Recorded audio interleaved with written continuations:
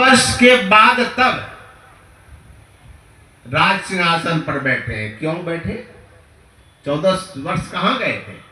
आप लोग जानते हैं कि वनवास भगवान राम को हुआ। और देखिए भगवान राम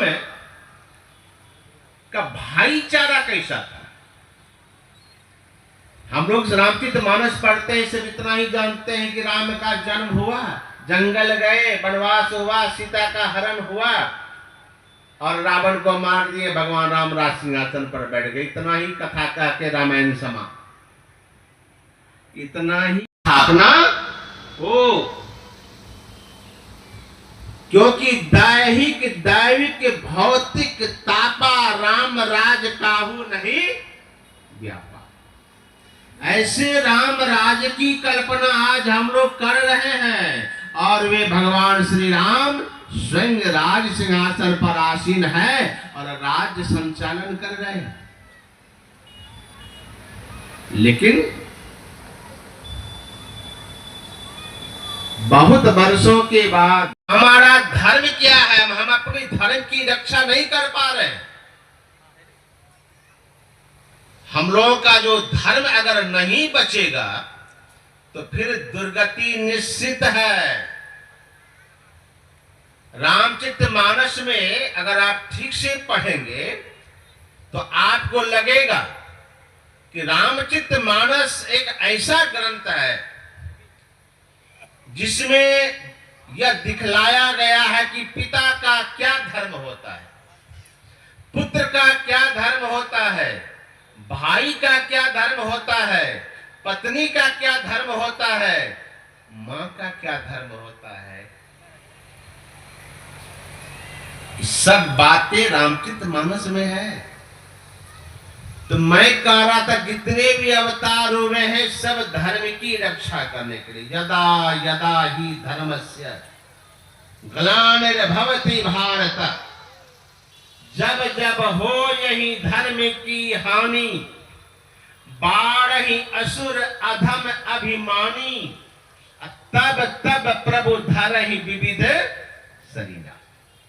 धर्म की रक्षा करने के लिए, धर्म की स्थापना करने के लिए अपने यहाँ अवतार धारण किया गया।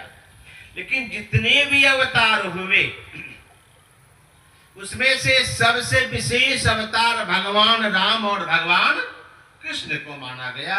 ये दोनों विशेष अवतार राजपाट चला रहे हैं। और भगवान राम का राज्य कैसा था? आज भी राम राज्य की राजा परीक्षित के जमाने में मोबाइल का आविष्कार होता तो कलयुग का एक शाम तो हमको मोबाइलों में दे दी, कम से कम दिन भर छोड़ कर मनवाते रहेंगे, क्योंकि सबसे बड़ा पाप है झूठ। गुरु महाराज कहते थे और हमारे पूज्य बाबा भी कहते थे, झूठ इतना बड़ा शैली है सब पाप उसमें अट जाता है। सबसे ज्यादा झूठ लोग मोबाइल के बोलते हैं, इसलिए इस झूठ वाला कारखाना को बंद रखिए।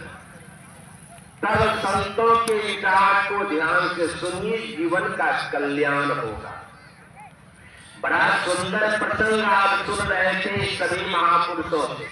इसलिए शांत चित्त होकर के बैठे रहे, इसी तरह से बिल्कुल मुंह को बंद रखें और मोबाइल को भी बिल्कुल बंद रखें, क्योंकि ये मोबाइल जो है सब करता है।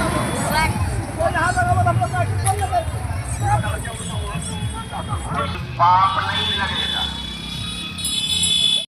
परमाराध्य सद्गुरु महाराज के चरणों में को विराजमान वंदनीय साधु समाज को भी मेरा नमन है। उपस्थित सत्संग प्रेमी माताओं एवं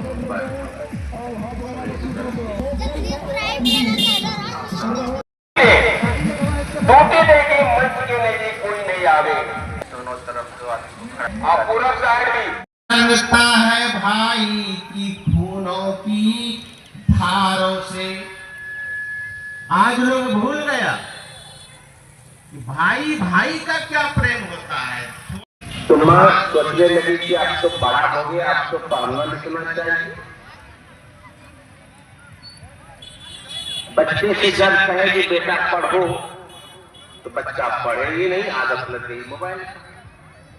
कृपया चैनल को सब्सक्राइब फॉलो कीजिए।